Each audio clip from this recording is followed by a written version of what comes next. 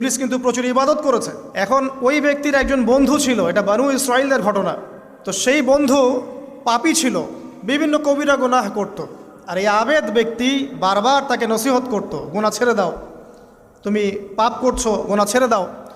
তখন সেই ব্যক্তি যে পাপ করছে সে বলতো যে আল্লাহ কি তোমাকে আমার রক্ষক বানিয়েছেন? আল্লাহ কি তোমাকে আমার উপর দারোগা বানিয়েছেন?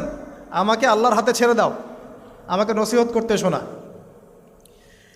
একদিন এই আবেদ ব্যক্তি তার বন্ধুকে একটা জঘন্য পাপ করতে দেখল, এমন একটা পাপ যেটা দেখে তার মনে ধারণা আসলো এটা চরম জঘন্য একটা কাজ।